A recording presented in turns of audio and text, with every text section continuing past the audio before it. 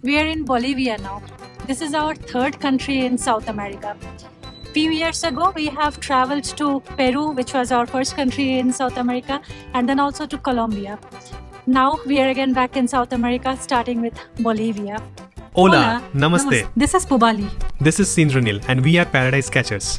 We are an Indian couple living in Costa Rica and we bring to you stories about traveling and digital nomad life in Latin America. Bolivia shares border with many countries: Brazil, Argentina, Paraguay, Peru, and Chile. This is a landlocked country, but it's a sensitive topic for Bolivians because Bolivia used to have access to coast. In the late 19th century, Bolivia was in a war with Chile, and in the end, Bolivia lost its access to the Atacama region and the coast alongside on the Pacific side to Chile. Bolivia still has a very interesting water body, Lake Titicaca, which is the largest freshwater lake in South America, and it is shared between Bolivia and Peru. So we have started our Bolivia journey from La Paz. It's one of the dual capitals of Bolivia. So in this video, we are going to explore more of La Paz, the beautiful places and the kind people that we have met here. When you see La Paz from the top, it looks like a bowl. And on the periphery, you will see lots of red brick houses, which becomes a characteristic of La Paz. When you take a wider look at the city, within La Paz, you will see different types of neighborhoods. We started staying in the central part of the city, which is near the historic center. And around that, we could see all this red block of houses everywhere when we were riding the cable car or when we were passing through the satellite city, which is El Alto, which is just beside La Paz. All were these red brick houses. But then when we went to some of the other neighborhoods, like now we are in Sopocachi. So you can see these are all high rises behind us and gardens. It is totally a different scene.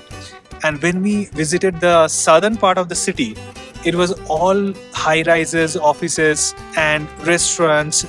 And it's interesting that within La Paz, there are so many La Paz when we went from one neighborhood to another. We started staying from the central part of the city. We took walk in different neighborhoods and then got an idea of what the history and culture is.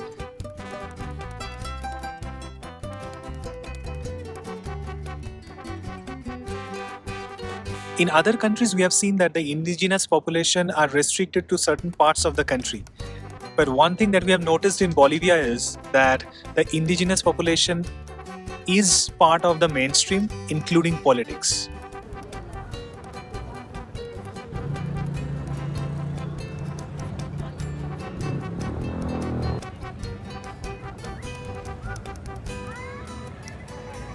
The Tiwanaku civilization is the earliest known civilization in Bolivia, which dates back to 1500 BC. Became very powerful and they were here till 1000 AD. The Incas came in the 15th century and they were dominating this part of Bolivia until the Spanish conquered these parts from the Incan Empire in 16th century. The Incans came down from their capital in Cusco, which is in Peru, and settled in the Altiplano region of Bolivia. Before the Incans, there were other indigenous people who were living here, like the Aymara people. In fact, the Aymara people live in La Paz even today. This is an interesting thing that we have noticed in La Paz, that their traditional religions and practices coexist very much in harmony with Catholicism here. There are Catholic churches in La Paz, but also indigenous traditional practices like sacrifices and offerings. These also still exist in La Paz. In fact, we met someone from La Paz who told us that you can find people who will probably go to the church, say their prayers to Jesus Christ, and then come out of the church and then still do their practices and give their offerings to Pachamama. Pachamama is the goddess Mother Earth. Another interesting thing, there is a church called Iglesia de San Francisco, which was built by the Spanish. However, it was built and brought down and rebuilt for various reasons. Finally, they had to incorporate elements from the indigenous cultures of Bolivia so that they could draw the people of Bolivia to come to the church and gradually spread this Catholicism. So yeah, people do go to the church, but there are still people who believe in their traditional practices.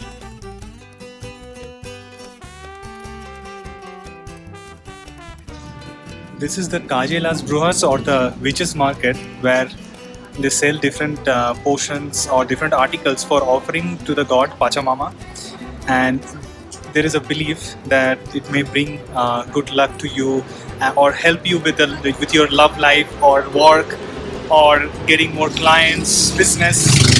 So this is all about that. They sell articles for this, mostly religious articles. And there are different products for different purposes. For example, we saw packages for trabajo, which is work, improvement in your work. Love life. Getting love in your life.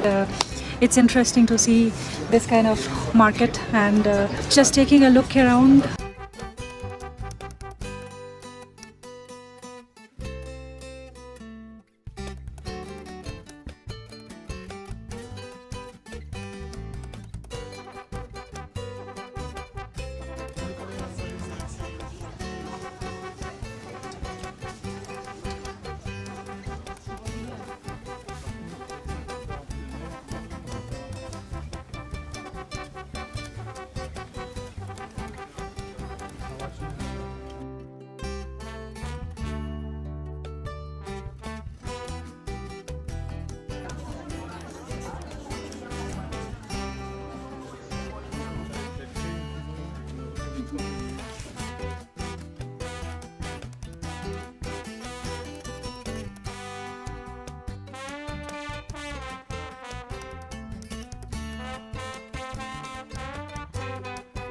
This is a pretty street, a colorful street decorated with umbrellas, and called Linares Street.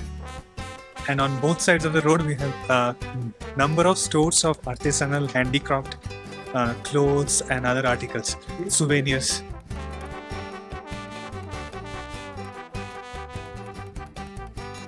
This is a so photogenic street that everyone is taking photos, and there is car movement on this street as well. But since people are making their way,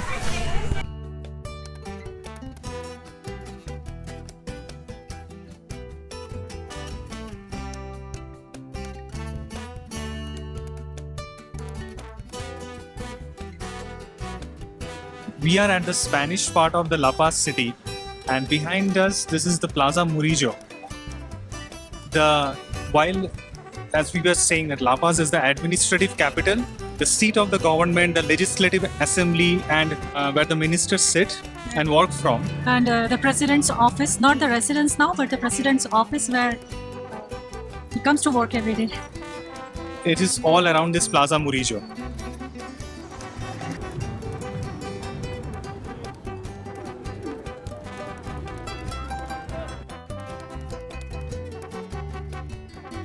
One more thing we loved about La Paz is the abundance of street food. The first day itself, we went out and grabbed a relleno de papa. It's a aloo bonda kind of thing filled with potatoes, spicy potatoes, and we dunked it in a salsa and had it. And then there are salteñas, which are like empanada-like things. We are having first street food in La Paz, Bolivia. and this is the relleno de papa. Aloo. We are at the Mercado Lanza today. It's a market which has many different comedors or small eateries, and we are eating at Julia Iviki's today, starting with soup. Aloo. The pollo milanesa with rice and beef, and this is pollo dorado With potatoes. with potato also. Golden chicken and chicken milanesa. And then one evening we went to have api, which from the look of it first we thought that it's a milkshake, cold milkshake, but it's not. It's a very warm and smooth drink, perfect for chilly evenings.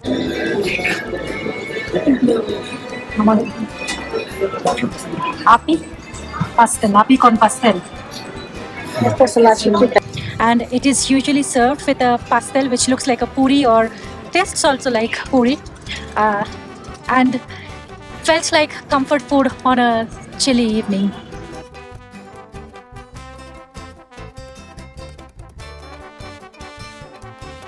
There are several things to do in and around La Paz, but my favorite thing, or our favorite thing to do in La Paz, was riding the Teleferico or the cable car all around the city. The Teleferico or the cable car service started in La Paz in 2014. The cable car system works as a public transport system, and which is what we want to try today first. And we'll start with the purple line. There are many various colored lines crisscrossing each other to go from one place to another. And we are starting with the purple line, which is close to the Centro. Let's try.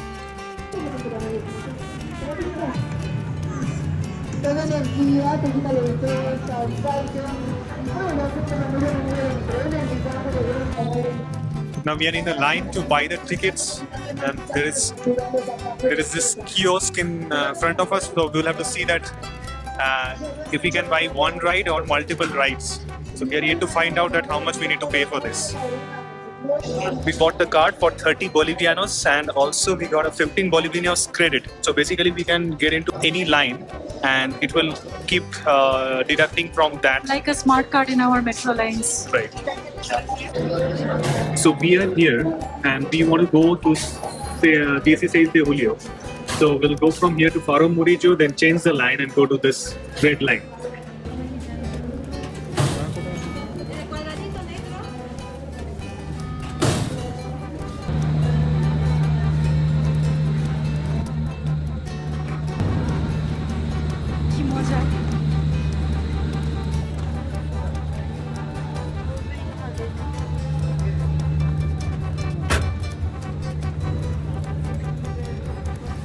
I have fear of heights, so I was a little scared in the beginning or during the ride, but still we really enjoyed the ride because from the cable car you get the best views of the La Paz city.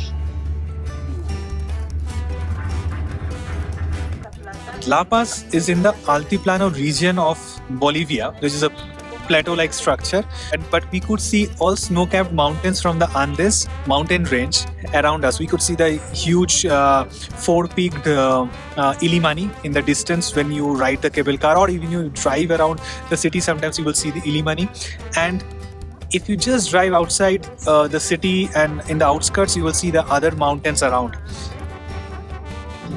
This was an amazing first ride, and behind us, so we were sitting face to face, Bubali and I, and behind He was so scared I was scared, she was scared, and behind her we could see because it's going up and up and up and up, and I could see the entire city of La Paz down below.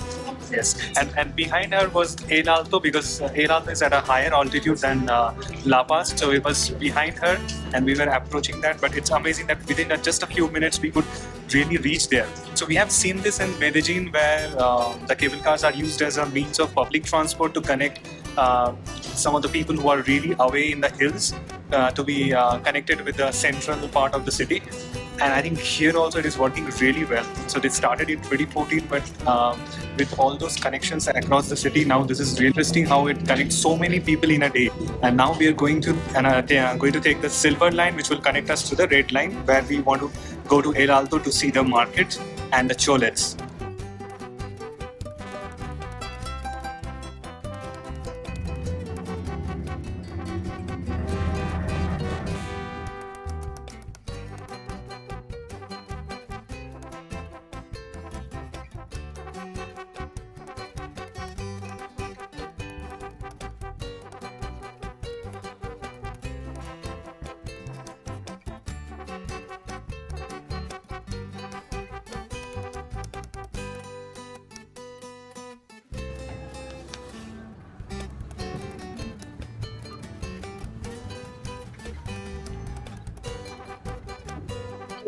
El Alto is known for its cholets, and we have one just behind us, the Titanic cholet.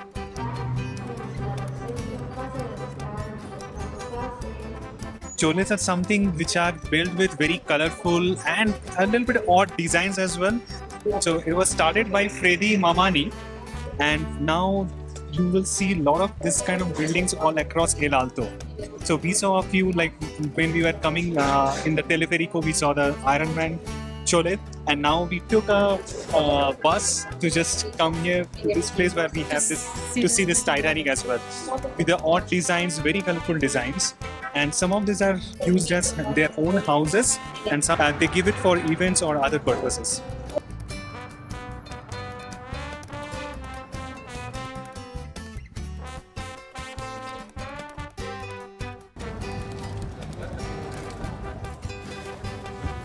We're in a van to go to Majasa, from where we'll go to Valle de la Luna. So here we'll have to wait for the van to fill up. So we're waiting. We're almost ready now.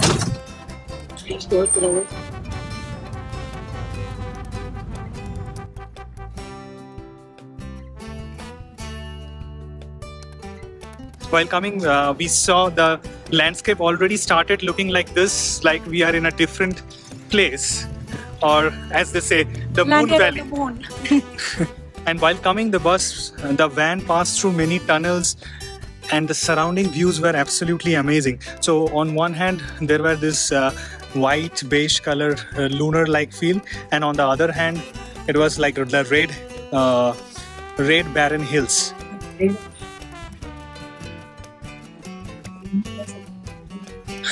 $15 Bolivianos per person. Pasa la puerta derecha. Okay.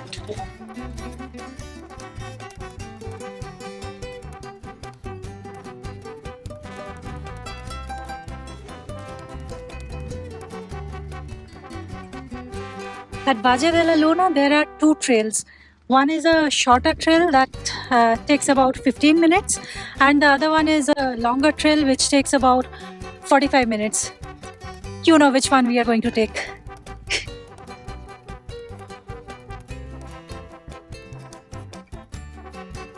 This Valle de la Luna, or the Moon Valley, is formed due to erosions of hills.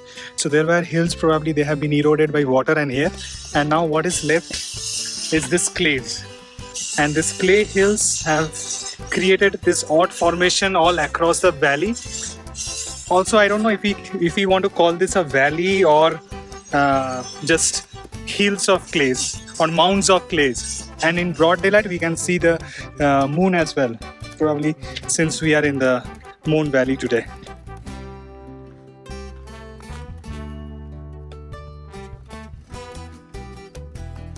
This clay-like formation is also characterized by this desert vegetation everywhere.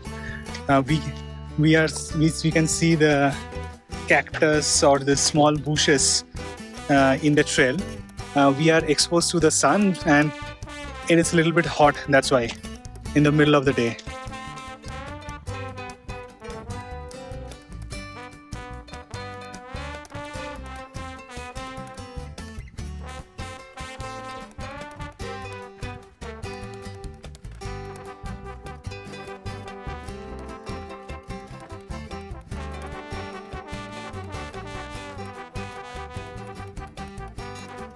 The erosions have created a lot of hollow structure in this formation, so you will see a lot of cracks in the clay, and also there are some crevices which go so deep we can't see the bottom.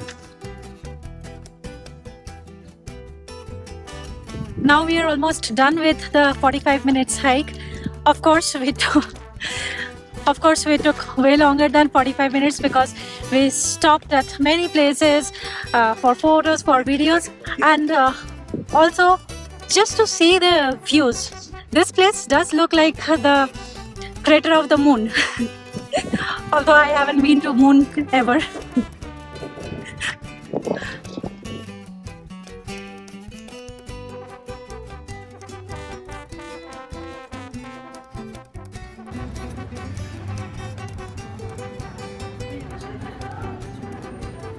The other day we visited the Morillo Square. Pedro Domingo Morillo is a celebrated figure in Bolivia because for a very brief period he helped Bolivia gain independence from the Spanish in the Revolution of 1809. Today we visited a museum which used to be the house of Pedro Morillo. Interestingly, one of those rooms was also the room where Murillo and his other companion revolutionaries used to meet for conspiring this revolution of 1809. This street where Casa de Murillo is, there are 3 other interesting museums. The first one is about different costumes and customs of Bolivian history. There's another museum. It has different maps of Bolivia, and it also talks about the history, the War of Pacific, when Bolivia actually lost the coastal part and the Atacama part to Chile in the late 19th century. It is a sensitive topic in Bolivia, Which made Bolivia landlocked. The other museum, it is about precious metals. There are different rooms which house artifacts of gold, silver, copper, and another one that showcases ceramic from different eras of Bolivian history, starting from Tiwanaku to the Inca period. And this street where we are, it is a pretty looking street, Calle Jaen. This is named after Don Jaen, who was one of the leaders, one of the revolutionaries who fought alongside Don Murillo. And this also happens to be one of the most well-preserved parts of colonial Bolivia.